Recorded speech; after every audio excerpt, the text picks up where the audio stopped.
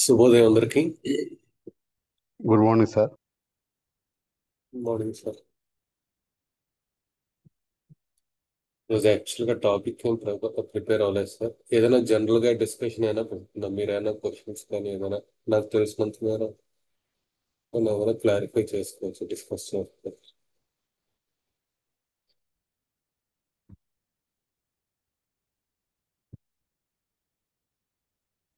Any doubts general?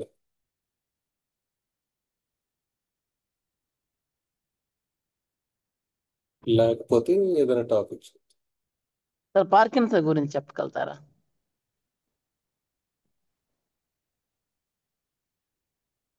Sir Parkinson's గురించి చెప్పగలుగుతారా? Parkinson's sir sir ఎలా హోమియోపతిక్ గానా? సార్ మన రెమెడీస్ లో ఓకే. మనం గతంలో హెల్త్ ఇష్యూస్ గురించి కొంత చెప్పుకుంటూ మధ్యలో ఆగిపోయామండి. అది మీరేమైనా ప్రిపేర్ అవును సార్. చేయండి, మీ దగ్గర నోట్స్ ఏమన్నా రెడీగా ఉంటే అదేమైనా కంటిన్యూ చేయగలిగితే ఒక ఐటమ్ కంప్లీట్ అయినట్లుంటుంది. లేదంటే మన డాక్టర్ నరేష్ గారు అడిగినట్లు మీరు ఆ సబ్జెక్ట్ చెప్పిన ఎనీ సబ్జెక్ట్స్. ఉమ్.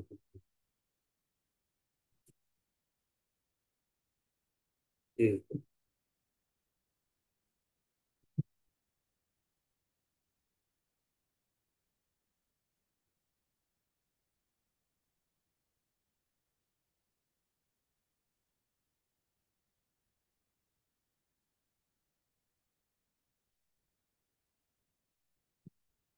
కొంతమంది ఫీవర్ గురించి కూడా అడిగారు.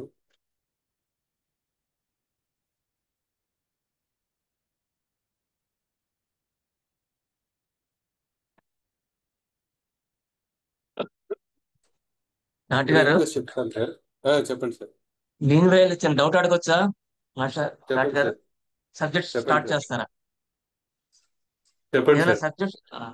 నమస్కారం డాక్టర్ గారు. ఒక ఒక నమస్తే కేసు సార్. ఒక కేసు విషయంలో ఆస్తమా ఉంది మాస్టర్ డాక్టర్ గారు. ఉమ్. అది బ్యాసిలం 200 తో స్టార్ట్ చేసి 10 వరకు వెళ్ళి తర్వాత దాంతో రిలీఫ్ వచ్చింది. తర్వాత శుభ్రకలను 1 వేసాము. బాగానే ఉమ్. ఉంది. ఒక 6 మంత్స్ 7 మంత్స్ వరకు బాగానే హోల్డ్ చేసింది. ఆ ఉమ్. తర్వాత ప్లేస్ మార్చవలసి వచ్చింది. అంటే ఆ ప్లేస్ కాక ఇంకో ప్లేస్ కి వెళ్ళవలసి వచ్చింది. అక్కడ వాతావరణం దీన్ని బట్టి మళ్ళీ మొదటి లక్షణాలే అన్ని వచ్చాయి. ఉమ్. మళ్ళీ వచ్చినప్పుడు మనం మళ్ళీ అంటే శుభ్రకులంతో ఎండింగ్ చేసాం కాబట్టి దాన్ని ఎలా స్టార్ట్ చేయాలి? మళ్ళీ బ్యాచిలం 200 రావాలా? లేకపోతే అప్పుడుంటా సిమ్టమ్స్ బట్టి మనం ఏదైనా స్టార్ట్ చేయొచ్చా? ఒక చిన్న డౌట్ ఉంది మాట, కొంచెం క్లారిఫికేషన్. ఆ, ఇప్పుడు అక్కడ కేసు ఏంటో మనకు క్లియర్ గా తెలియదు. బట్ మీరు చెప్తున్నట్టు అక్కడ కేసులో ఆస్తమాలు బ్యాసిల్లంతో తగ్గి ట్యూబర్కులంతో ఎండ్ అయి ఉంటే కనుక ట్యూబర్కులం మళ్ళీ వేయచ్చు, రికరెన్స్ రాకుండా. ఎక్యూట్ గా బ్యాసిల్లం వాడచ్చు. ఇఫ్ బ్యాసిల్లంతో ఇనీషియల్ గా మనకి మంచి ఇంప్రూవ్మెంట్ వచ్చి ఫైనల్ గా మనం ఆ, అది రికర్ అవ్వకుండా మనం ట్యూబర్కులంతో ఎండ్ చేస్తుంటే కనుక మళ్ళీ అదే సిమిలర్ ప్యాటర్న్ మళ్ళీ మనకి ఎరైజ్ అయి ఉంటే గనక ఎక్యూట్ గా బ్యాసిల్లంతో స్టార్ట్ చేయొచ్చు, క్రానిక్ గా మళ్ళీ ట్యూబర్కులం స్టార్ట్ చేయొచ్చు. అంటే బ్యాసిల్లం ప్రాబ్లం ఎంత వేయాలి అన్నది అక్కడ ఉన్న సిచ్యువేషన్ బట్టి ఉంటుంది, ఎక్యూట్నెస్ ని బట్టి ఉంటుంది. నెక్స్ట్ అతని యొక్క వైటల్ ఫోర్స్, ప్రాణశక్తి ఎంతవరకు అతనికి కమిట్ అయి ఉంటుంది, సిమిలారిటీని బట్టి అది 30 200 అన్నది చూసుకోవచ్చు. రిపిటేషన్ కూడా it depends upon case to case. ఇలా కాకుండా పూర్తిగా నేచర్ కానీ ఇంకేదైనా డిఫరెన్సెస్ ఇన్ ద ఎన్విరాన్మెంట్ కానీ బిహేవియర్ కానీ సిచ్యువేషన్స్ కానీ ఏదైనా జరిగి ఉండి వచ్చి ఉంటే కనుక ఆ కాజును మీరు రిమూవ్ చేసి ఉంటే కనుక మళ్ళీ ఏదైతే ట్యూబర్కులం మీకు ఇంతకు ముందు పనిచేసిందో అదే మళ్ళీ హోల్డ్ ఇస్తుంది. ఒకవేళ అవసరమైతే ఈ అటాక్ తగ్గిన తర్వాత ట్యూబర్కులం మళ్ళీ వేయాల్సి ఉంటుంది. హలో. అంటే ఆయాసం అప్పుడు మనకు ప్రాబ్లం ఉన్నప్పుడు చూడకుండా వేయొచ్చు అంటారా?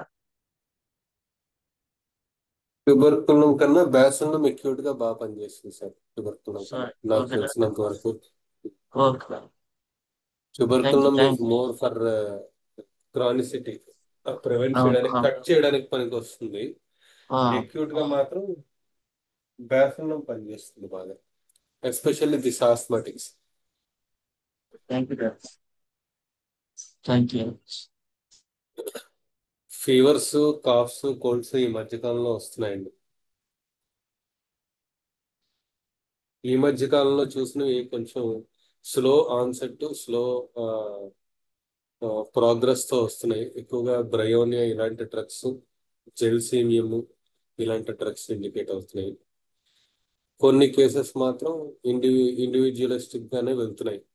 హై ఫీవర్స్, దాంతోపాటు ఫిట్స్ కూడా ఒక కేసులో వచ్చింది. అది కాన్స్టిట్యూషనల్ గా వాళ్ళకు ఉన్నది కాబట్టి it depends upon the case to case. ఒక 1 వీక్ బ్యాక్ మాత్రం ఒక 3 కేసెస్ మాత్రం 2 కేసెస్ బ్రయోనియాతో తగ్గినాయి బాగా. ఒక కేసు యూపటోరియం పెర్ఫోరియం 200తో తగ్గింది. ఇమీడియట్ గా మనకి మంచి రిలీఫ్ వచ్చింది. సివియర్ బాడీ పెయిన్స్, ఈ రెస్ట్లెస్నెస్, జాయింట్ పెయిన్స్, హెడ్ ఏక్, బ్యాక్ పెయిన్ ఇలాంటి వాటితో యూపటోరియం పెర్ఫ్ పనిచేసింది. అదే బాడీ పెయిన్స్ వీటితో పాటు ఈ ప్రోగ్రెస్ ఆన్సెట్, ఈ పేస్ ఆఫ్ ది రెమెడీ ఆధారంగా బ్రయోనియా 2 కేసెస్ లో బాగా పనిచేస్తుంది. బట్ రిపిటేషన్ డిఫరెంట్ గా ఉంది. యూపటోరియం 1 డోస్తోనే తగ్గింది, బ్రయోనియా మాత్రం ఒక 2 డోసెస్ పడాల్సి వచ్చింది. ఈవెన్ ఒక కేసులో బ్రయోనియా 200తోనే 103 ఫీవర్ కూడా బాగా తగ్గింది.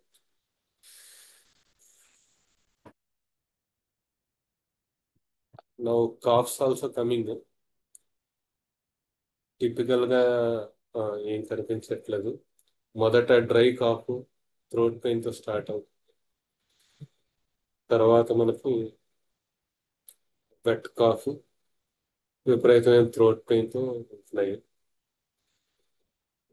ఎస్టర్డే ఇంకో కేసు చూసాము, టాన్సిలర్ ఎన్లార్జ్మెంట్ తో పాటు కాఫ్. సో పెక్యులర్ గా ఉండట్లేదండి. లెఫ్ట్ సైడ్ థ్రోట్ పెయిన్ తో స్టార్ట్ అయ్యి రైట్ సైడ్ కూడా ఎక్స్టెండ్ అయింది. We have to wait for the results. ప్రస్తుతం అయితే కోల్డ్స్, కాఫ్స్ ఎక్కువ వస్తున్నాయి.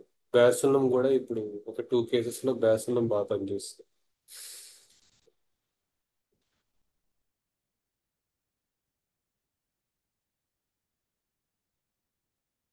ఇంకా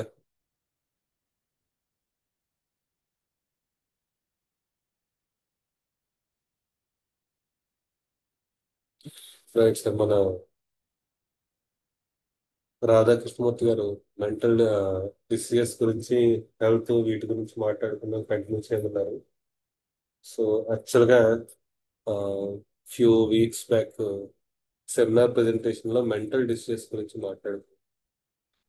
సో అదే జస్ట్ జనరల్ బ్రీఫ్ గా ఇస్తాను ఒక ఐడియా. అండ్ థియరీ పార్ట్ కన్నా మోర్ ఆఫ్ కేసెస్ లో ఎలా మనం చూసుకోవాలి చెప్పడానికి ట్రై చేస్తాం. సో హ్యానిమన్ గారు బేసిక్ గా డిసీజెస్ ని 3 టైప్స్ గా డివైడ్ చేస్తారు. క్రానిక్ డిసీజెస్ ని 3 రకాలుగా విభజించేశారు. అది సోరా, సైకోసిస్, సిఫిలిస్. కానీ ఆర్గనాల్లో మనకి ఇంకా కొన్ని రకాల పేర్లు ఉన్నాయి. Intermittent diseases, 1 sided diseases, mental diseases, ఇలా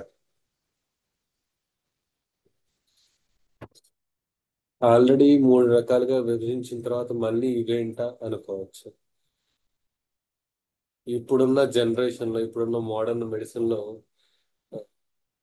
రోజు రోజుకి సైకియాట్రిక్ డిసీజెస్ పేర్లు పెరుగుతున్నాయి. మన మెడిసిన్ లో కూడా డిసీజెస్ పేర్లు పెరుగుతున్నాయి. కానీ ఆయన చాలా సింప్లిఫై చేసేసి 3 రకాలుగా డిసీజెస్ పెట్టారు. బట్ ఇంకా మనం ఎక్కడైనా ఇబ్బంది పడతాం అని చెప్పి ఇంకా ఫర్దర్ గా క్లాసిఫై చేస్తూ intermediate diseases, 1 sided diseases, mental diseases ఇలా కొన్ని మనకి అర్థమయ్యే భాషలో మనకి అర్థమయ్యడానికి కొన్ని అండర్స్టాండింగ్ కోసం క్రియేట్ చేసి వచ్చాయి. ఇందులో వన్ సైడెడ్ డిసీజెస్ కింద ఈ ఇంటర్మిటెంట్ డిసీజెస్, ఈ మెంటల్ డిసీజెస్, ఎక్స్టర్నల్ డిసీజెస్ అయ్యి వస్తాయి. వన్ సైడెడ్ డిసీజెస్ అంటే ప్రాణశక్తి పూర్తిగా మొత్తం శరీరంలో కాకుండా ఏదైనా ఒక భాగాన్ని కానీ అంటి పెట్టుకొని ఉండి అక్కడ మాత్రమే దాని యొక్క ఉనికిని, దాని యొక్క రుగ్మతని, డిసీజ్ని చూపిస్తూ ఉంటే గనక మిగతా చోట్ల మానసిక లక్షణాలు కానీ మిగతా లక్షణాలు కానీ ఉన్నా అవి మరి అంత క్యారెక్టరిస్టిక్ గా లేకపోవటం లేదా అసలు లేకపోవటం, ఇలా ఉండటాన్ని వన్ సైడెడ్ డిసీజెస్ అంటారు.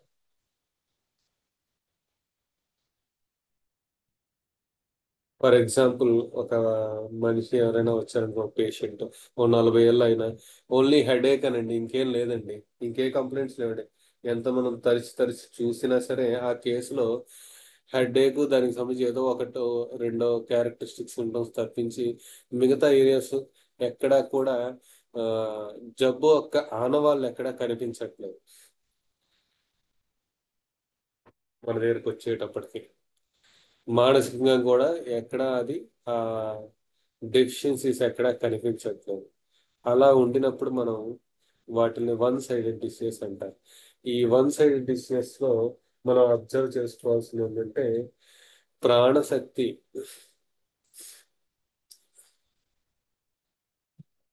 తరచుగా అంతకు ముందు అన్ని ఎక్స్ప్రెషన్స్, అన్ని ఆ, శరీర అవయవాల్లో కూడా ఉన్న ఎక్స్ప్రెషన్స్ ని మనం అణగదొక్కడం వల్ల కానీ లేదంటే రోగి యొక్క రుగ్మత పెరిగి దుర్బలత ఎక్కువ అవడం వల్ల, వైటాలిటీ తగ్గడం వల్ల కానీ వైటల్ ఫోర్స్ అంత ఎక్స్ప్రెస్ చేయలేదు అన్ని చోట్ల. కాబట్టి ఇట్ విల్ రిస్ట్రిక్ట్స్, అది కొంత ఒక ఏరియాకు మాత్రమే రిస్ట్రిక్ట్ అయిపోయి ఉంటుంది. అక్కడ మాత్రమే దాని యొక్క ఉనికిని చూపిస్తుంటుంది డిసీజ్. అలాంటప్పుడు మనం వన్ సైడెడ్ గా తీసుకుంటాం. ఇక్కడ రోగం అన్ని చోట్ల ఉంటుంది, శరీరం మొత్తం ఉంటుంది, వైటల్ ఫోర్స్ అన్ని చోట్ల ఉంటుంది, లేకపోతే ఆ పార్ట్ డెడ్ అయిపోయి ఉంటుంది. కానీ ఇక్కడ విత్ డ్రా అయిపోయి ఉంటుంది. అది డిఫరెన్స్.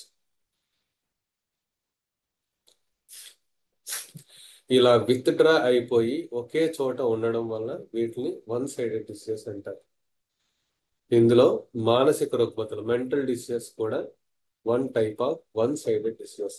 అలాగే ఫిజికల్ గా తీసుకుంటే ఓన్లీ హెడేక్ మాత్రమే ఉండడం, డయేరియా మాత్రమే ఉండడం,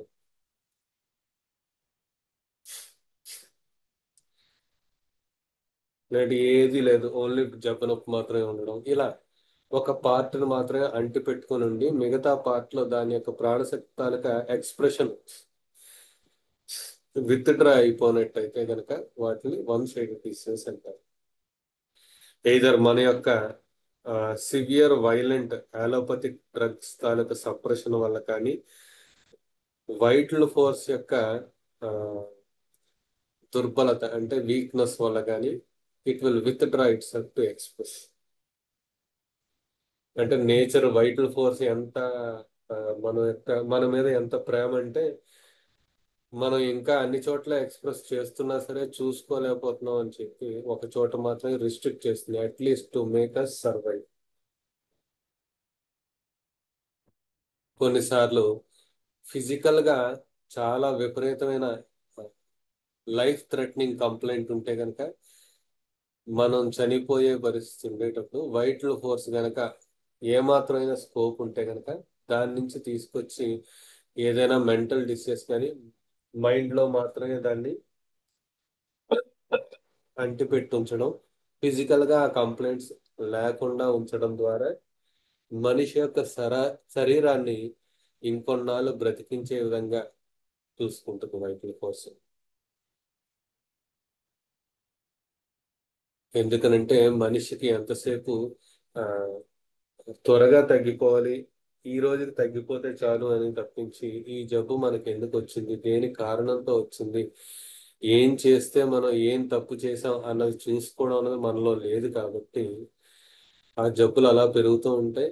జబ్బులకు మనం అలా వైద్యం ప్రాపర్గా చేసుకోకపోవడం వల్ల అవి అలా సప్రెస్ అయ్యి అనగదొక్కబడి ఇంకా ఇంకా కొత్త డిసీజెస్, ఇంకాస్త డీపర్ డిసీజెస్, ఇంకాస్త సివియర్ డిసీజెస్ మనం గురి కాబడుతున్నాం. అలాంటప్పుడు హానుమన్ గారు మనకి కొన్ని సూత్రాలు ఇచ్చారు. ఈ మెంటల్ డిసీజెస్ ని ఒక 4 రకాలుగా హానుమన్ గారు డివైడ్ చేశారు. ఒకటి, ఇందాక చెప్పుకున్నట్టు ఏదైనా టీబీ ఉంది, లేదంటే ఫిజికల్ గా ఏదైనా సివియర్ వైలెంట్ గా 105, 106 ఫీవర్ ఉంది. అలాంటప్పుడు ఆ ఫీవర్ అలా కంటిన్యూ అయితే వాడు చచ్చిపోతాడు, వీడు వైద్యం సరిగ్గా చేసుకోలేకపోతున్నాడో వాడికి తెలియట్లేదు, ఇంకా అలా ఉంటే పోతాడు. కాబట్టి అలాంటి పరిస్థితిలో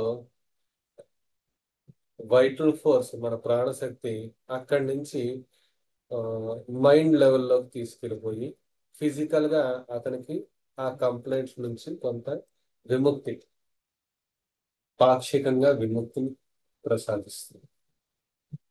అపరెంట్ గా అక్కడ మనకి ఆ ఫిజికల్ కంప్లైంట్స్ ఏవైతే ఉన్నాయో అవి ఇంటెన్సిటీ తగ్గి ఉండొచ్చు, లేదంటే ఇంటెన్సిటీ పూర్తిగా, అసలు ఆ ఫిజికల్ కంప్లైంట్స్ పూర్తిగా డిసపియర్ అయిపోయి కూడా ఉండొచ్చు. బట్ ఇవన్నీ కూడా ఎక్కడ ల్యాండ్ అవుతాయి? మైండ్ లెవెల్లో ల్యాండ్ అవుతాయి. మనం ఫీవర్ లో చూస్తూ ఉంటే కనుక కొంతమంది సంధి ప్రలాపనలు అంటారు. అమ్మో బామ్మ వచ్చింది, అమ్మో నల్లగా కుక్కలు వచ్చేసాయి, నన్ను ఎవరో తీసుకెళ్ళిపోతున్నారు, పట్టుకోండి పట్టుకోండి, బామ్మ వచ్చింది బామ్మ వచ్చింది, పులి పులి పులి, నక్క నక్క నక్క, ఇలా. ఇంకొంతమంది వైలెంట్ గా బిహేవ్ చేయడం, ఇలా ఫీవర్ లో చేస్తూ ఉంటాం. లేదా ఏదైనా ఎక్యూట్ డిసీజ్ ఉన్నప్పుడు, ఆర్గానిక్ గా కంప్లైంట్ ఉన్నప్పుడు దాన్ని వైటల్ ఫోర్స్ రిమూవ్ చేయడానికి, అంటే ఓవర్కమ్ చేయడానికి మెంటల్ గా ఏదైనా డిసీజ్ రూపేణ అది మనకి రక్షించడానికి చూపిస్తుంది. ఇవి మెంటల్ డిసీజెస్. ఇది టైప్ 1 మెంటల్ డిసీజ్. వీటిని ఆర్గానిక్ ఆర్ సొమెటోసైకిక్ అంటారు. అంటే సోమ అంటే బాడీ ఆధారంగా, బాడీ యొక్క ఆర్గాన్స్ ఆధారంగా మెంటల్ గా డిసీజెస్ వస్తాయి. సైకిక్, సొమెటోసైకిక్ డిసీజెస్ వచ్చినట్టయితే కనుక వాటిని సొమెటోసైకిక్ మెంటల్ డిసీజెస్ అంటారు. వీటిల్లో ఎక్యూట్ గా మనకి కొన్ని non miasmatic remedies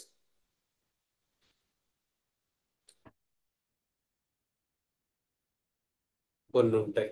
hyoscyamus, belladonna, veratrum album, stramonium, aconite, ఇలాంటి కొన్ని డ్రగ్స్ ఎక్యూట్ గా పనిచేసి అవి రిలీఫ్ ఇచ్చిన తర్వాత మళ్ళీ అతని యొక్క ప్రీవియస్ గా అతని యొక్క ఫిజికల్ కంప్లైంట్స్ ఏమున్నాయి, ఏం అనగబట్టి ఉన్నాయి, ఏది తగ్గిన తర్వాత ఇవి వచ్చినాయి అన్నది మళ్ళీ బేరీజ్ వేసుకుని ఆ ఫిజికల్ కంప్లైంట్స్, ఇప్పుడు వచ్చిన మెంటల్ మేనిఫెస్టేషన్స్ రెండు కలిపి ఒక టోటాలిటీగా తీసుకొని అప్పుడు మనం మందు వేయాల్సి ఉంటుంది. అలా వేసినట్టయితే కనుక పూర్తిగా అతనికి మళ్ళీ మరుసటి అటాక్ రాకుండా ఉంటుంది. Mostly all mental diseases and mental diseases main గా సోరిక్ ఆరిజిన్ లో ఉంటాయండి. కొన్నిసార్లు సోరిక్ బేస్ మీద సైకోటిక్ కానీ సిఫిలిటిక్ ఆరిజిన్ లో కూడా ఉంటాయి. వైలెన్స్, సూసైడల్, హోమిసైడల్ అలాంటివి ఎక్కువ ఉంటే కనుక అది సిఫిలిటిక్ మేనిఫెస్టేషన్స్ గా. సైకోటిక్ లో ఈ ఓసిడీస్, ఫాస్టిడియస్నెస్, విపరీతమైన యాంగ్జైటీ, టెన్షన్స్, ఇలాంటి వాటిలో సైకోటిక్, మయాజ్మెటిక్ ఆధారంగా ఉన్న మెంటల్ డిస్ట్రెస్ ఉంటాయి. ఈ దేనికైనా సరే మూలం మాత్రం సోరాయే. లాస్ట్ లో సోరా విపాకాన్ని రిమూవ్ చేయడానికి యాంటీసోరిక్ మెడిసిన్స్ వేయాల్సిందే. ట్రీట్మెంట్ అంతా అయిపోయిన తర్వాత కూడా లాస్ట్లో మళ్ళీ మనం యాంటీసోరిక్ రెమెడీస్ వేసుకుంటే గానీ పూర్తిగా తగ్గినట్టు కాదు. లేకపోతే 3 నెలల తర్వాత, 6 నెలల తర్వాత, మళ్ళీ సంవత్సరం తర్వాత మళ్ళీ రావచ్చు. కాబట్టి ఆ జాగ్రత్త మనం కంపల్సరీగా తీసుకోవాలి ఎక్కడైనా సరే. మెంటల్ డిసీజ్ అన్నప్పుడు కంపల్సరీగా if it is a psychotic mental disease or syphilitic mental disease, psychotic mental disease, syphilitic mental disease, pure soric disease, whatever disease it is, అది ఆర్గానిక్ కావాలండి, ఫంక్షనల్ అవనివ్వండి, ఎలాంటి డిసీజ్ అయినా సరే లాస్ట్లో మాత్రం యాంటీసోరిక్ ట్రీట్మెంట్ జరగాల్సిందే. ఇది మొదటి వెరైటీ. అంటే ఇప్పుడు B12 డెఫిషియన్సీ వల్ల ఏదైనా మతిమరుపు రావడం, సైకోటిక్ కార్సికోస్ సైకోసిస్ అనో, ఆల్జిమర్స్ డిసీజ్ రావడం, ఇలాంటివి బ్రెయిన్ లో ఏదైనా డ్యామేజ్ ఉండడం వల్ల వచ్చే కంప్లైంట్స్ అన్ని కూడా, మెంటల్ గా కంప్లైంట్స్ వచ్చేవన్నిటివి కూడా ఈ టైప్ 1 మెంటల్ డిసీజ్ గా తీసుకుంటాం. టైప్ 2కి వచ్చేసరికి సడన్ గా ఏదైనా షాక్, లాస్, యాక్సిడెంట్స్ ఇలాంటివి ఏమైనా జరిగిన తర్వాత వచ్చే మానసిక రుగ్మతల్ని టైప్ 2 మెంటల్ డిసీజ్ అంటారు. ఇంకా 3వ రకం ఫాల్టీ ఎడ్యుకేషన్, కరప్ట్ మోరల్స్,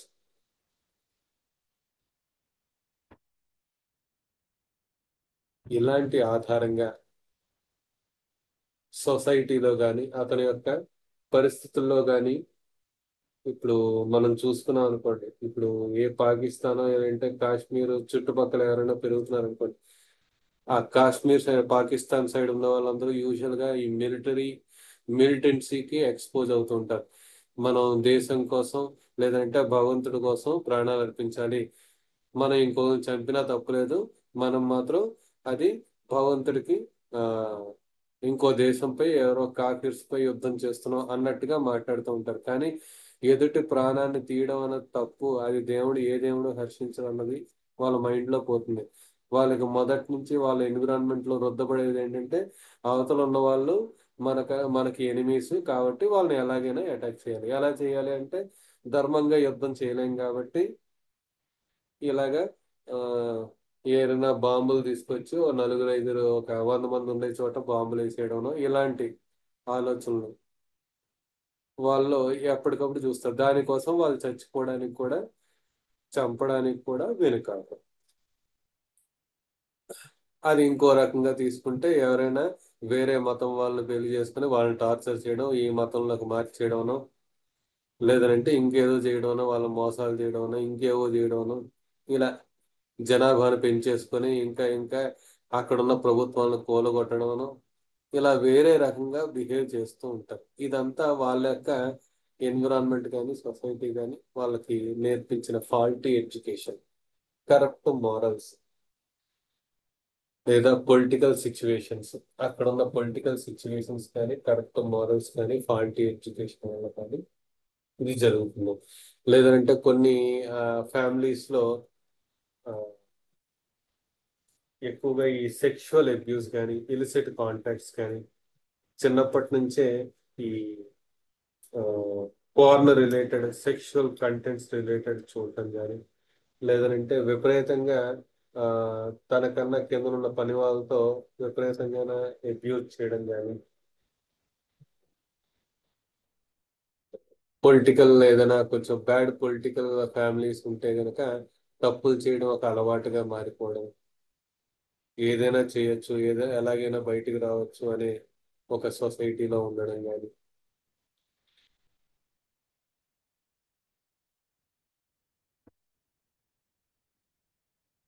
లేదా విపరీతమైన దేవుడి పట్ల కానీ, లేదంటే వేటి పట్లైనా భక్తి కానీ, లేదంటే ఆ విముఖత కానీ ఉండడం, ఇలాంటివన్నీ కూడా ఒక రకమైన faulty education, quality education, correct morals ఇలాంటి వాటి కింద వస్తాయి. లేదా కొంతమంది అందరూ ఇలా ఉండొచ్చు, ఆడవాళ్ళ డ్రెస్సులు ఆడవాళ్ళే వేసుకోవాలంటే ఎందుకు వేసుకోకూడదు, మేమంతా మోడర్న్ పర్సన్స్, మేము కొత్తగా ఆలోచిస్తాం, మోడర్న్ గా ఆలోచిస్తాం అని చెప్పి ఆడవాళ్ళలాగా జుత్తు పెంచుకోవడం, లిప్స్టిక్ పెట్టుకోవడం, చీరలు కట్టుకోవడం, ఇలా సో కాల్డ్ లిబరల్స్ ఇలాంటి వాళ్ళందరూ కూడా క్వాలిటీ ఎడ్యుకేషన్, కరెక్ట్ మారల్స్ వీళ్ళ కింద వస్తారు. ఇది మూడవ రకం. ఇంకా నాలుగవ రకంకి వచ్చేసరికి వాళ్ళలో చుట్టుపక్కల ఉన్న సిచ్యువేషన్స్ లో కంటిన్యూస్ గా టెన్షన్స్ కానీ, యాంగ్జైటీస్ కానీ, విపరీతమైన ఆ,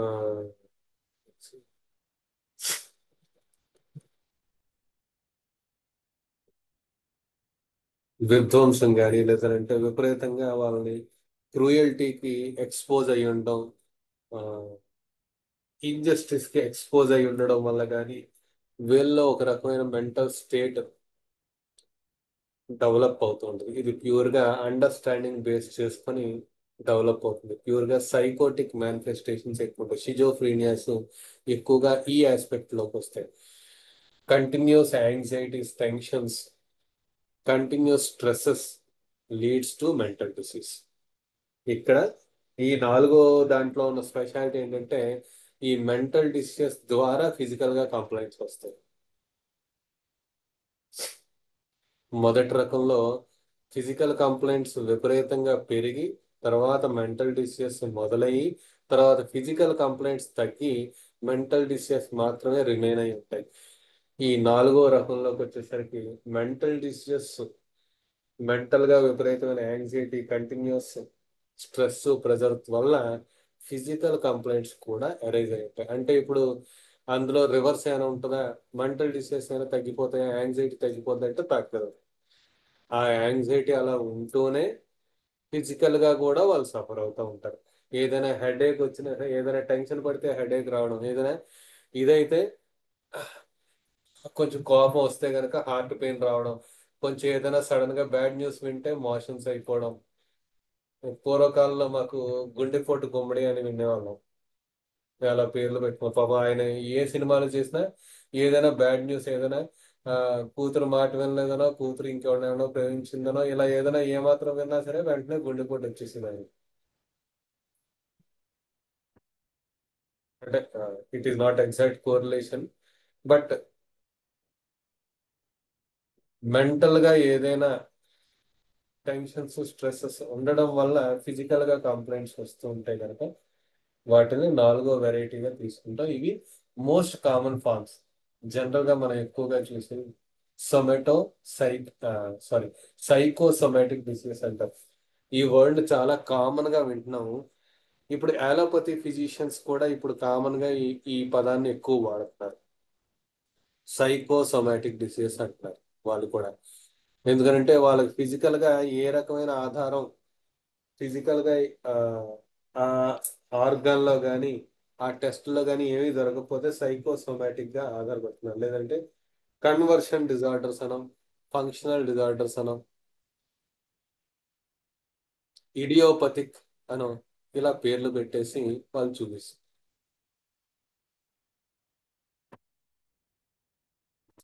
సో ఇవి 4 రకాలు. ఇందులో మొదటి రకం మిగతా 3 రకాలు కొంచెం డిఫరెంట్. సో జనరల్ గా హ్యాన్మన్ గారు apart from treatment of suitable medicine తో పాటు కొంత కౌన్సిలింగ్ కూడా ఎవరెవరికి ఎలా చూడాలి, ఎలా చేయాలి అన్నది కూడా ఇచ్చారు.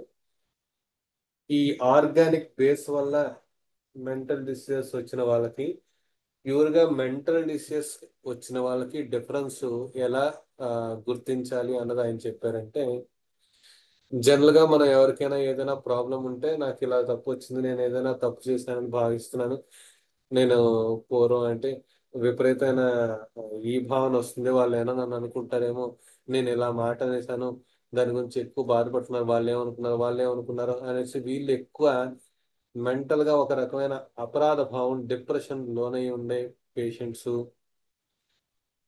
వాళ్ళకి జనరల్ గా మనం ఏంటి ఏం కాదు, వాళ్ళు ఏమీ అలా తీసుకోరు, కావాలంటే నీతో మాట్లాడిస్తాను, వాళ్ళు ఎందుకు అలా తీసుకుంటారు, అలా మాట్లాడే వాళ్ళైతే వాళ్ళు అలా తీసుకునే వాళ్ళైతే నీతో ఇప్పుడు ఎలా బిహేవ్ చేయరు కదా, వాళ్ళు నార్మల్ గా ఉన్నారు, నువ్వే ఎక్కువ ఆలోచిస్తున్నారు అని జనరల్ గా మనం కౌన్సిల్ చేస్తాం. ఇలా కౌన్సిలింగ్ చేసేటప్పుడు జనరల్ గా కొంత స్థిమిత పడే వాళ్ళు ఈ లాస్ట్ 3 డిసీజెస్ సంబంధించిన వాళ్ళు. మొదటి వాడు మాత్రం ఇంకాస్త అగ్రవేట్ అవుతుంది వాడి కండిషన్, డిప్రెషన్ కానీ లేదంటే మేనియా కానీ ఏదైనా సరే అగ్రవేట్ అయినట్టయితే కనుక వెనకాతల ఫిజికల్ గా ఏదైనా లోపల డీప్ సీటెడ్ డిసీజెస్ ఉండి అది మెంటల్ గా మేనిఫెస్ట్ అవడం వల్ల వచ్చే కంప్లైంట్ అని మనం గుర్తించాలి. ఏవైతే కంప్లైంట్స్, ఏవైతే మానసిక రుగ్మతలు మనం కౌన్సిలింగ్ చేయడం ద్వారా కానీ, వాళ్ళకి ప్రాపర్ గా కౌంటర్ ఇవ్వడం ద్వారా కానీ, వాళ్ళకు ఒక సరైన అర్థమైన రీతిలో చెప్పడం ద్వారా కానీ అలా కన్వే చేస్తున్నప్పుడు అది ఇంకాస్త ముదిరినట్టయితే గనక, ఇంకా అగ్రవేట్ అయితే గనక అది మొదటి రకంగా తీసుకోవాలి. మిగతా వాటిలో కొంతలైనా కొంత అయితే పని చేస్తుంది, లేదంటే పని చేయకపోవచ్చు, బట్ అగ్రవేట్ అయితే అవ్వదు, ఇంక్రీజ్ అయితే అవ్వదు. సో ఇది బేసిక్ గా మనకు డిఫరెన్స్. మిగతా పాయింట్స్ ఏమి ఇచ్చారంటే ఆయన మెంటల్ డిసీజెస్ తాలూకు ట్రీట్మెంట్స్ లో ఎవరైనా ఎక్కువగా ఈ హై సెన్స్ లాగా కొంచెం ఆ బట్టల విషయంలో కానీ అబ్సీనిటీ, లాసివియస్నెస్, సెక్షువల్ ఇంక్లైన్నెస్ ఇలాంటివి ఉన్నప్పుడు వాళ్ళని పెద్దగా పట్టించుకోకపోవడం ద్వారా కానీ, లేదంటే కొంచెం వైలెంట్ గా బిహేవ్ చేస్తూ ఉంటే కనుక వాళ్ళ వస్తువులు అవి విరగొట్టడం అలాంటివైనా చేసే వాళ్ళకి వాళ్ళ దగ్గరలో అలాంటి వస్తువులు ఏమి పెట్టకుండా ఉండడం, వాళ్ళ వైపు ఏ రకమైన ఇది మనం ఎఫినిటీ కానీ అయితే పాజిటివ్ గా కానీ నెగిటివ్ కానీ వాళ్ళ పట్ల మనం ఏ రకమైన రియాక్షన్ కూడా చూపించకుండా ఉండడం, లేదు ఊరికనే ఏదో సిల్లీగా మాట్లాడుతూ ఉండే వాళ్ళకి వాళ్ళ మాటలు అసలు పూర్తిగా విన్నట్టుగా ఉండడం, ఇలా చేయడం ద్వారా, లేదు వాళ్ళు ఏదైనా టెన్షన్ పడుతుంది లేదంటే విపరీతమైన అపరాధ భావం ఇలాంటివి ఏమైనా ఉన్న వాళ్ళకి కౌన్సిలింగ్ చేయడం, కన్సలేటరీ ఆర్గ్యుమెంట్స్ ఇవ్వడం, దాని ద్వారా ఫ్రెండ్లీగా వాళ్ళకి చెప్తూ ఉండడం, ఇలా చేయడం కానీ ఇలా 4-5 రకాలుగా మనకి ట్రీట్మెంట్ అలాంగ్ విత్ మెడిసిన్ మనం వాళ్ళకి ట్రీట్మెంట్ చేయాలని చెప్పారు. ఇప్పుడు కూడా మనం ట్రీట్మెంట్ చేసేటప్పుడు డెఫినెట్ గా మెంటల్ డిసీజ్ ట్రీట్మెంట్ చేస్తున్నాం అంటే కనుక ఇప్పుడు కూడా మనం psychometric test, cognitive behavioural therapies ఇలాంటివి మనం కంపల్సరీగా చేయాలి. అలా చేసినట్టయితే కనుక మనకి మధ్యలో ఉండే అక్యూట్ అటాక్స్ కానీ, ఫ్రీక్వెన్సీ ఆఫ్ అటాక్స్ కానీ, ఇంటెన్సిటీ ఆఫ్ అటాక్స్ కానీ చాలా వరకు మనం కంట్రోల్ చేయొచ్చు. ఆ టెక్నిక్స్ మనం నేర్చుకోవాల్సి ఉంటుంది అలాంగ్ విత్ ట్రీట్మెంట్. మందుతో పాటు మనం ఈ cognitive behavioural therapies, psychometric therapies ఇలాంటివి మనం చేసుకుంటూ ఉండాలి. ఇవి ఏమిట్రా అంటే అతనికి నువ్వు ఎవరైనా ఫర్ సపోజ్ నీళ్ళంటే భయం చెప్పారు, నాకు నీళ్ళంటే భయమే, కానీ కొన్నిసార్లు నాకు అవసరం వచ్చి ఇలా చేశాను, ఇలా తప్పక నేను అలా చేశాను, తర్వాత ఒకసారి మారిపోయింది, నువ్వు ట్రై చేయి కావాలంటే, లేదు నేను ఫెయిల్యూర్ గా ఉన్నాను అనుకున్నారు అని ఎవరైనా అన్నారు అనుకోండి, అప్పుడు నేను ఫెయిల్యూర్ గానే ఉన్నాను, అసలు అందరూ ఫెయిల్యూర్ గానే ఉంటారు, నేను చిత్రంగా చూశాను మా ఇంట్లో వాళ్ళందరూ ఫెయిల్యూర్సే, నేను అప్పుడు ఏం చేశానంటే రోజు నేను ఫెయిల్ అవుతాను, కానీ ఈసారి ఒక 10% తక్కువ ఫెయిల్ అవుతాను, రేపు ఇంకో 10% తక్కువ ఫెయిల్ అవుతాను, ఇంకాస్త పాజిటివ్ గా తీసుకుంటాం. ఇలా పాజిటివ్ గా వాళ్ళు రీకనెక్ట్ చేస్తారు ఆ సిచ్యువేషన్స్. అదే సిచ్యువేషన్ అతను ఎక్స్పోజ్ అయ్యి నేను రోజు కాలేజ్కి వెళ్తూ ఉంటే నాకు టెన్షన్ వచ్చేస్తుంది, ఎగ్జామ్కి వెళ్తే టెన్షన్ వచ్చేస్తుంది, అంటే ఆఫీస్లో నాకు ఏదైనా వర్క్ ప్రెజర్ ఫీల్ అవుతుంది, దానివల్ల ఏదో జరిగిపోతుంది, ఇలా ఏదైనా ఉన్న వాళ్ళకి ఆ సిచ్యువేషన్ మళ్ళీ రీకన్స్ట్రక్ట్ చేసి ఎయిదర్ ఆ సిచ్యువేషన్ అతను ఎక్స్పీరియన్స్ చేసి దాని నుంచి పూర్తిగా ఎక్స్ప్రెస్ అవుట్ అయ్యేలాగా, బర్న్అవుట్ అయిపోయేలా చేయడం, అలా ఒక్కసారి పూర్తిగా దాన్ని రియలైజ్ అయిపోతే మళ్ళీ అది అతన్ని ఎఫెక్ట్ చేయదు, లేదా ఆ సిచ్యువేషన్ లో వేరే రకంగా ఎలా మనం బిహేవ్ చేయొచ్చో అతనికి మనం కన్వే చేయడం ద్వారా కానీ, ఇలా ఏదైనా చేసుకోవడం ద్వారా కొంతవరకు ఆ సిచ్యువేషన్స్ ని మనం నల్లిఫై చేయొచ్చు. సో ఈ రకంగా మనం cognitive behavioural therapies, psychometric therapies, లేదు కంటిన్యూస్ గా అన్నెసరీ థాట్స్ ఉన్నాయి, దానికి డైవర్షన్ గా మనం ఇంకేదైనా చేసుకోవాలి. అలాంటి ఆలోచనలు వచ్చినప్పుడు కొంతమంది వేరే రకమైన వర్క్స్ కానీ లేదంటే వేరే రకమైన థాట్ ప్రాసెస్ ఎక్స్ప్లెయిన్ చేయడం ద్వారా కానీ లేదంటే ఇంకేదైనా చేస్తూ ఉండడం ద్వారా కానీ డైవర్ట్ అవ్వడానికి ఒక అవకాశాన్ని మనం వాళ్ళకి ఇవ్వచ్చు. ఇలా ఏదైనా సరే along with the medicine, homeopathy treatment తో పాటు ఇలాంటివి చేస్తుండడం ద్వారా మనం ఫ్రీక్వెన్సీ ఆఫ్ అటాక్స్, ఇవి చేస్తే పూర్తిగా తగ్గిపోతుందని మాత్రం కాదు, ఇవి చేస్తూ ఉండడం వల్ల హోమియోపతి ట్రీట్మెంట్ తో పాటు మనం ఇలాంటివి చేస్తూ ఉండడం వల్ల frequency of attacks, intensity of attacks మనకి నల్లిఫై అయిపోతాయి, చాలా వరకు మనకి తగ్గిపోతుంది. మందు యొక్క వాడకం కానీ మందు యొక్క పొటెన్సీ, రిపిటేషన్, నెక్స్ట్ పొటెన్సీస్ వలన ఇవన్నీ కూడా కొంత తగ్గుతాయి.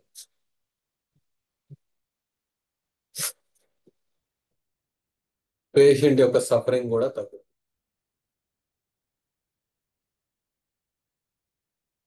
సో ఇందాక మనం అనుకున్నాం కంపల్సరీగా లాస్ట్ లో మనం హోమియోపతి ట్రీట్మెంట్ లో కంపల్సరీగా లాస్ట్ లో యాంటీసోరిక్ ట్రీట్మెంట్ ఇవ్వాలి అనేసి. జనరల్ గా మనకి ఈ మెంటల్ డిసీజెస్ అందరికీ తెలిసినవే. ఫీవర్ లో అయితే కనుక బెల్డోన్ వాడైతే ఏదైనా కుక్కో ఏదో నల్లగా పని చేస్తున్న కనిపించడం, బామ కనిపించడం, చనిపోయిన వాళ్ళు కనిపించడం, ఏదో ఒక దయ్యాలు భూతాలు కనిపించడం, ఇలాంటివి బెల్డోన్ వాడిలో ఉంటే స్ట్రామోనియం వాడికి కంపల్సరీగా ఎవరో కిందకి జారి పడిపోతున్నట్టు ఆల్రెడీ ఎత్తుకొని ఉన్నా సరే కంటిన్యూస్ గా వాళ్ళు ఎత్తుకునే ఉండాలి, తీసుకువెళ్ళాలి అని అనిపించడం, లేదంటే వాళ్ళు జారి పడతానో ఏదైనా కుక్కలో పిల్లలు అటాక్ చేసేస్తున్నాయనో, చీకటిగా ఉందనో, ఇలా ఏదైనా మెంటల్ స్టేట్ రావచ్చు.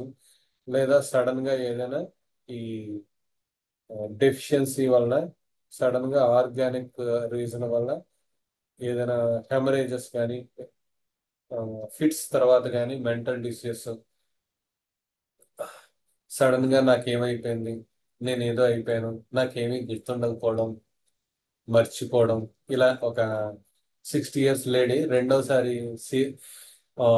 స్ట్రోక్ వచ్చిన తర్వాత ఆమెకి ఏమైందంటే ఫిట్స్ వచ్చింది. స్ట్రోక్ వచ్చిన తర్వాత ఫిట్స్ వచ్చిన తర్వాత ఆమెకి పూర్తిగా ఆమె మర్చిపోయింది ఎదుటి వాళ్ళ పేర్లు కానీ, ఆవిడ ఎక్కడ ఉంది ఏమిటి, ఆవిడ బాడీ తాలూకు కంట్రోల్ కూడా వదిలేసింది అనమాట. యూరిన్ మోషన్ తెలియదు, కంటిన్యూస్ గా ఆ సంవత్సరం 2 సంవత్సరాల నుంచి యూరో బ్యాగ్ మీదే ఉంది ఆవిడ.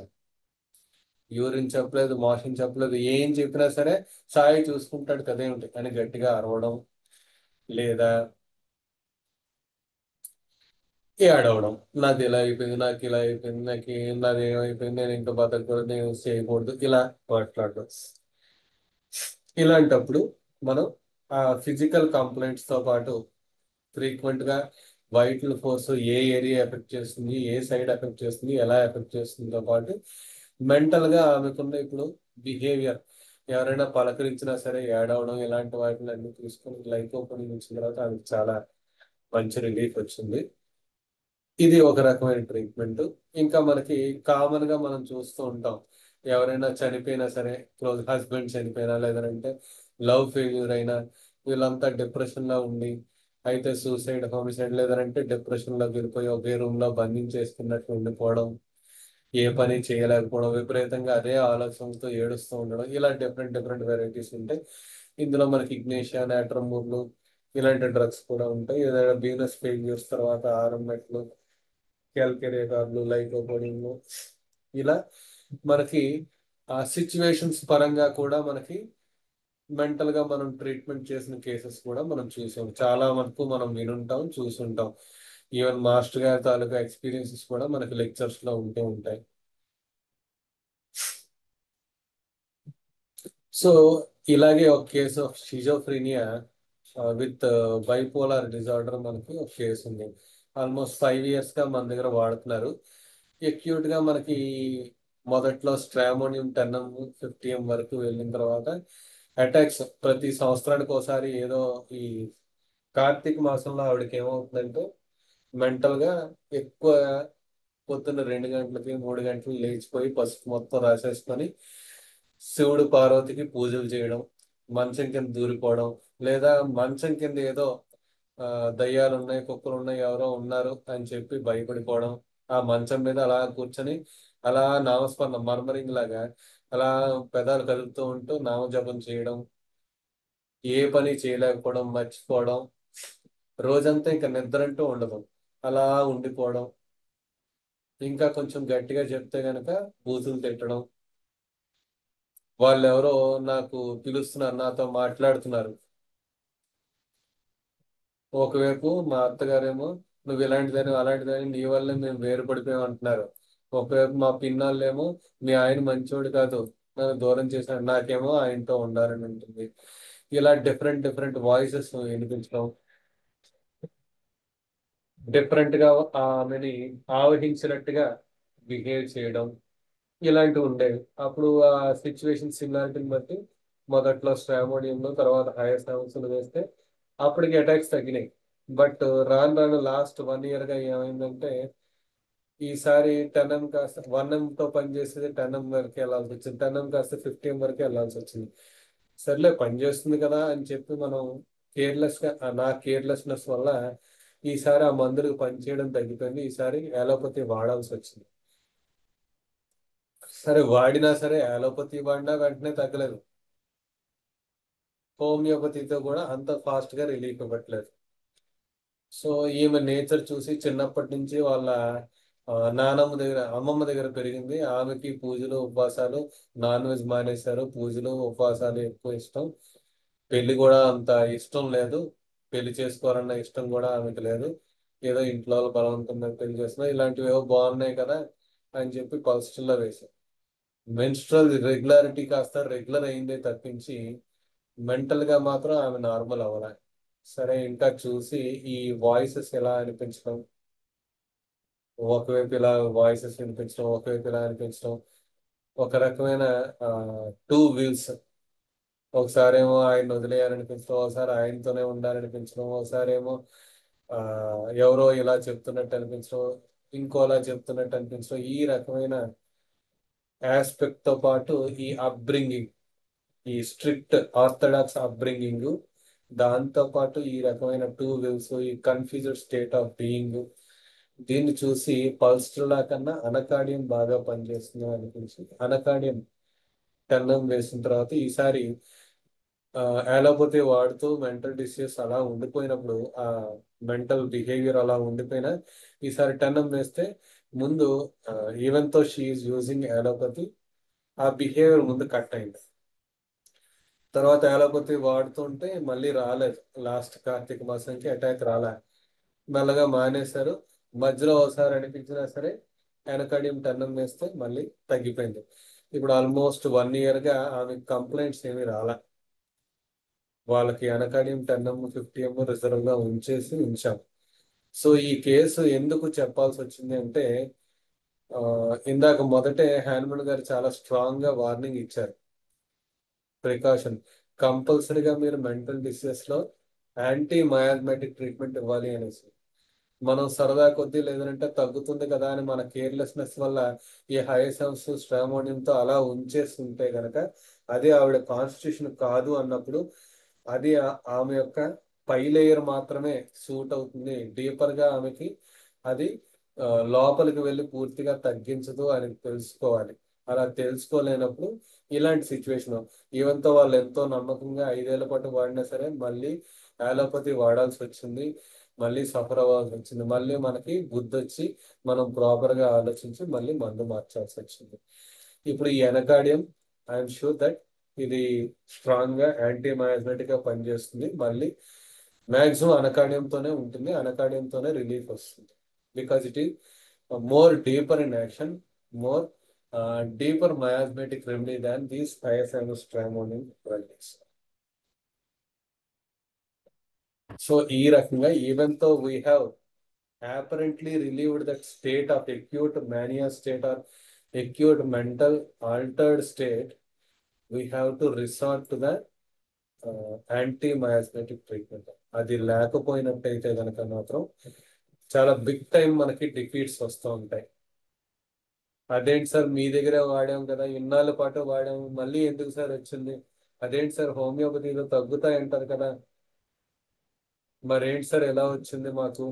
మేము రెగ్యులర్గా ఎప్పుడూ ఏ నెల వాడకుండా మిస్ అవ్వకుండా వాడుతున్నాం కదా, మళ్ళీ ఎందుకు వచ్చింది మాకు? ఇలాంటివి మనం ఫేస్ చేయాల్సి ఉంటుంది. కొన్నిసార్లు వీక్ మైండెడ్ అయితే కనుక ప్రాక్టీస్ మీద, హోమియోపతి మీద నమ్మకం కోల్పోవాల్సి ఉంటుంది, మన మీద నమ్మకం కోల్పోవాల్సి ఉంటుంది. సో చాలా కేర్ఫుల్ గా ఉండాలి ఇలాంటి డిసీజెస్ ట్రీట్ చేస్తున్నప్పుడు.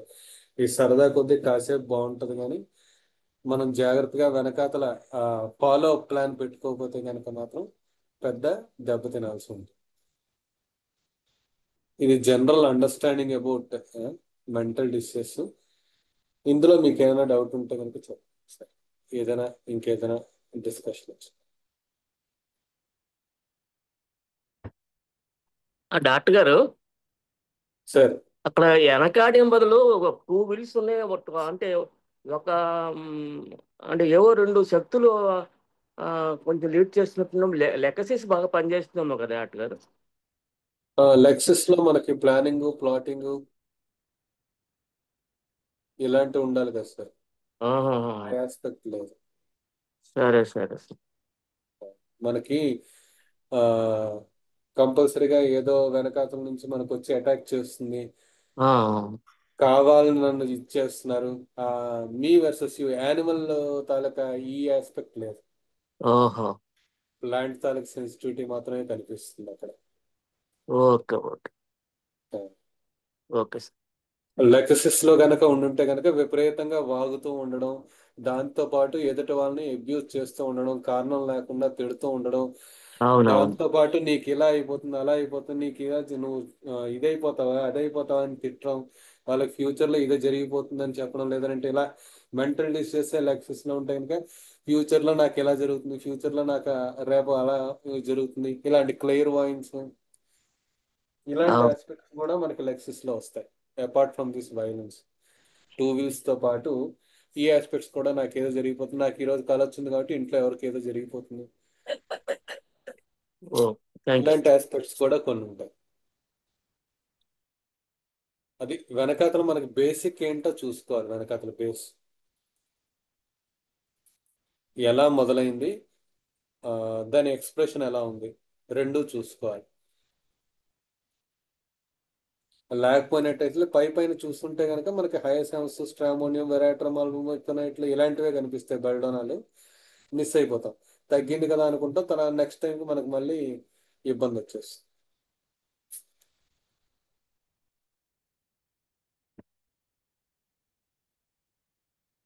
సార్ నమస్కారం సార్. నమస్తే సార్. సార్ ఇప్పుడు టీబీ వచ్చినప్పుడు మళ్ళీ సిమ్టమ్స్ మెంటల్ పెయిన్లకి వెళ్తాయి అన్నారు కదా సార్, అప్పుడు డెల్యూషన్స్ అవి చెప్పారు కదా. ఉమ్. అయితే ఇప్పుడు అన్ని మనం కేసెస్ లో కాదు సార్, కొన్ని కేసెస్ లో ఏమవుతుందంటే, ఇప్పుడు ఓకే ట్యూబర్క్లోసిస్ ఉందనుకోండి, బాగా సివియర్ ట్యూబర్క్లోసిస్ ఉందని ప్రాణశక్తి గనక అతను కాపాడాలని అనుకుంటే గనక వాడికి ఏదో పిచ్చి రావడం ద్వారా, ఆ మానసిక రుగ్మత రావడం ద్వారా ఆ ఫిజికల్ గా వాడికి టీబీ రాకుండా ఉంటుంది, టీబీ తగ్గిపోయినట్టుగా ఉంటుంది అపరెంట్ గా. మళ్ళీ మనం వైద్యం చేసినప్పుడు, వైద్యం స్టార్ట్ చేసినప్పుడు ఈ మెంటల్ డిసీజెస్ తగ్గుతున్నప్పుడు మళ్ళీ ఆ ఫిట్స్, టీబీ మళ్ళీ వస్తుంది. అప్పుడు కూడా ఆ పేషెంట్ రిమైన్ అయ్యి మనతో పాటు ఉండి ఆ రెండిటికి కలిపి మనం మందు వేయగలిగితే పూర్తిగా తగ్గుతుంది, లేకపోతే కనుక మళ్ళీ సేమ్ స్టేట్ లోకి వెళ్తాడు, మళ్ళీ టీబీకి వాళ్ళు వెళ్ళి మందులు వాడేస్తారు, మళ్ళీ మెంటల్ డిసీజెస్. అయితే కొన్నిసార్లు ఇన్ రివర్స్ వస్తే అక్కడి నుంచి ఒకటే సార్ పైకి పోవడం ఉంటుంది. Okay okay sir. అయితే సార్ నా డౌట్ ఏంటంటే సార్, ఇప్పుడు ఫిజికల్ టు మెంటల్ ప్లేన్ పోయింది కదా సార్ కొన్ని కేసెస్ లో. అవునండి. ఉమ్. అయితే ఇప్పుడు ఇక్కడ మెంటల్ ఇక్కడ మెంటల్ ప్లేన్ సిమ్టమ్స్ తీసుకొని ఇవ్వాలనా, లేకపోతే ఫస్ట్ ట్యూబర్కులోసిస్ కి కారణమైన ముందు అతను మెంటల్ గా సఫర్ అయింది ఆ సెన్సేషన్ మెథడ్ కూడా ఇక్కడ హెల్ప్ అవుతుందా సార్? సెన్సేషన్ మెథడ్ ఇక్కడ ఎంతవరకు హెల్ప్ అవుతుందని మనం చెప్పలేం సార్. కాకపోతే మనకు 2 స్టేజెస్ ఉంటాయి సార్. ఒకటి పూర్తిగా ఓన్లీ వన్ సైడెడ్ డిసీజెస్ అని మనం పేరు పెట్టుకున్నాం కాబట్టి మెంటల్ డిసీజెస్ ని ఫిజికల్ కంప్లైంట్స్ ఏమి ఉండవు. అంటే మీరు ఇప్పుడు టీబీ నుంచి మెంటల్ డిసీజ్ వచ్చి ఉంటే కనుక టీబీ సిమ్టమ్స్ ఏమి ఉండవు. అలాంటప్పుడు మనకి ఎక్యూట్ గా మేనియాకల్ స్టేట్ లో ఉంటే గనక ఉన్మాదపు స్థితిలో ఉన్నప్పుడు అప్పుడున్న స్టేట్కి మాత్రమే మనం మందు ఇవ్వగలుగుతాం. ఉమ్. కాదు వీడికి టీబీతో వచ్చింది కాబట్టి టీబీకి ముందు మందు వేస్తామంటే గా మేనియాతో మేనియా తగ్గదు. దానివల్ల వాడు పేషెంట్కి ఉపయోగం ఉండదు, పేషెంట్ ఇంకా సఫర్ అవ్వాల్సి ఉంటుంది. మనం వైద్యం చేస్తున్నాం అనుకుంటాం కానీ అది వైద్యం కాదు, ఎందుకంటే అక్కడ సెట్ అవ్వదు. ఎందుకంటే గా ఆ స్టేట్, అందుకనే హ్యాన్మన్ గారు కూడా మన ఎఫారిజమ్స్లో ఆ స్టేట్కి తగ్గట్టుగా మనం మందు వేయాలన్నారు. 165 163 ఎఫారిజంలో చెప్తారు. ఆ స్టేట్ అప్పుడున్న పరిస్థితి ఎలా ఉందో ఆ పరిస్థితిని బట్టి మనం మందు వేయాలి. ఆ పరిస్థితి క్లియర్ అయిన తర్వాత నెక్స్ట్ లేయర్ మనం చూసుకోవాలని. Okay sir, okay. Thank you sir. ఆ మేనియా కొంచెం తగ్గింది అనుకోండి, అప్పుడు కొంచెం నార్మల్ స్టేట్కి వచ్చినాడు అనుకోండి, అప్పుడు ఆటోమేటిక్గా వైటల్ ఫోర్స్కి కొంచెం స్ట్రెంగ్త్ ఇస్తున్నాం కాబట్టి మెల్లమెల్లగా మళ్ళీ ఆ టీవీ తాలూకు సిమ్టమ్స్ కానీ మళ్ళీ స్టార్ట్ అవుతాయి. అప్పుడు కూడా అక్కడున్న పెక్యులియారిటీ, ఇక్కడున్న మేనియాకల్ టెండెన్సీ, ఈ రెండు కలిపి మనం సూటబుల్ రెమెడీ వేసుకోవాల్సి ఉంటుంది. అప్పుడు రెండు కలిపి తగ్గుతాయి. Okay sir, okay sir. ఇప్పుడు థ్యాంక్ ఇప్పుడు యూ సార్. ఇందాక నేను ఇప్పుడు షిజోఫ్రీనియా కేసే చెప్పుకోండి. ఆవిడకి ఈ ఫిజికల్ షిజోఫ్రీనియాతో పాటు ఆవిడకి యానల్ ప్రొలాప్స్, దాంతోపాటు హీల్ దగ్గర క్యాల్కేనియల్ స్పర్రు ఇలాంటివన్నీ ఉన్నాయి, కార్న్స్ ఇలాంటివి. సో అప్పుడు మనం మందు కరెక్ట్గా పడినప్పుడు ఇవి కూడా తగ్గుతాయి, అవి కూడా తగ్గిపోతాయి, అన్నీ ఒకేసారి తగ్గిపోతాయి. అంటే ఊర్లోకి ఎమ్మెల్యే వచ్చాడు అంటే మొత్తం డ్రైనేజ్ పనులు అవుతాయి, పెద్ద పనులు, లైబ్రరీ ఇలాంటి పెద్ద పెద్ద పనులు కూడా అయిపోతాయి, హాస్పిటల్ లాంటి పనులు అయిపోతాయి. ఒకేసారి అన్ని కొట్టుకెళ్ళిపోతాయి అన్నమాట పెద్ద ఆయన వస్తే. అదే మనం చిన్న ఆయన ఎవరో కార్పొరేటర్నో లేదంటే పంచాయతీ సెక్రటరీని పిలిచాను కూడా ఆ పని మాత్రమే అవుతుంది, తర్వాత మళ్ళీ పెద్దవాడిని పిలుచుకోవాల్సి వస్తుంది. అదనమాట, ఆ లెవెల్లో మనం ఆలోచించాలి. కాదు డ్రైనేజ్ ఏముంది, ఈ రోజు కాకపోతే రేపు సఫర్ అవుతాం, మన అందరు పిల్లలు బాగుండాలి, పెద్ద స్కూల్ కావాలి, లేదంటే పెద్ద లైబ్రరీ కావాలి, పెద్ద ఇప్పుడు మన చంద్రబాబు నాయుడు గారు చెప్పినట్టు ఏదైనా ఆర్టిఫిషియల్ ఇంటెలిజెన్స్ సంబంధించి పెద్ద మనకు బిల్డింగ్ ఏర్పరచాలంటే ముందు డ్రైనేజ్ సమస్య తీరితేనే ముందు వాడు పైకి ఆలోచిస్తాడు. ముందు ఎదురుగా నడవడానికి రోడ్లు సరిగ్గా లేకుండా పెద్ద పెద్ద విషయాలు మాట్లాడితే అసలు మోసం వస్తుంది. అందుకని ముందు ఏ లెవెల్లో మనకి ఇప్పుడు మెయిన్ సఫరింగ్ ఎక్కడ ఉందో ఆ ప్రెజెంట్ స్టేట్ ముందు ముందు దాటిన తర్వాత అప్పుడు వెనక్కి పెద్ద స్టేట్కి వెళ్ళాలి.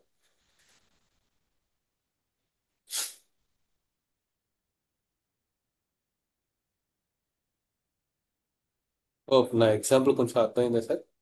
అది ఇప్పుడు సార్ సార్ రిలేట్ అర్థమైంది అయ్యి సార్. అర్థమైంది సార్, అర్థమైంది సార్. రైట్. మీరు ఇందాక పార్కిన్సన్ గురించి అడిగినట్టున్నారు. పార్కిన్సన్ ఇంకో రోజు చెప్తున్నారు సార్ డీటెయిల్డ్ గా, ప్యాథోఫిజియాలజీను దాని మెడిసిన్స్ కూడా సగంలో చెప్పడానికి అవ్వదు మనకి. Okay sir. Actually these sort of diseases comes under psorosyphilitic sycosyphilitic diseases. వాటి ట్రీట్మెంట్ కన్నా ముందు మనం అర్థం చేసుకోవాల్సింది దాని ప్యాథోఫిజియాలజీ ఏంటి, దాన్ని ఎలా అప్రోచ్ అవ్వాలి, ఎలాంటి ఏ మయాస్మెటిక్ మెడిసిన్స్ మనం వాడాలి అనేది ముందు అర్థం చేసుకుని అప్పుడు అప్రోచ్ అయితే బాగుంటుంది. So we will discuss in later. మనం డీటెయిల్డ్గా ఒక రోజు పెట్టుకుంటే మనకు బాగా అర్థమవుతుంది. ఎస్పెషల్లీ దీస్ సార్ట్ ఆఫ్ డిసీజెస్కి వైల్డ్ కోరిలేషన్ కూడా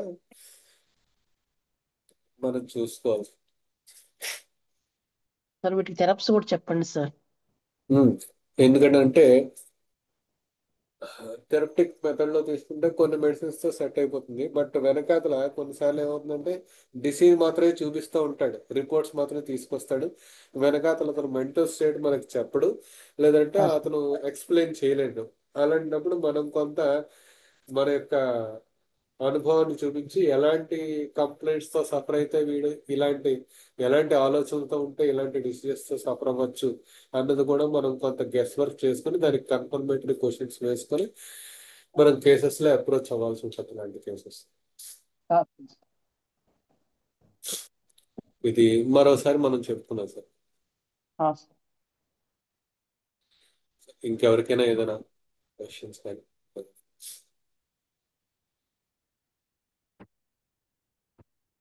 థ్యాంక్ యూ డాక్టర్ గారు. రైట్. ఇంకెవరికి ఏమి డౌట్స్ ఏం లేకపోతే కనుక, ఇంకేమైనా టాపిక్స్ లేకపోతే కనుక మనం క్లాస్ క్లోజ్ చేసుకున్నాం సార్.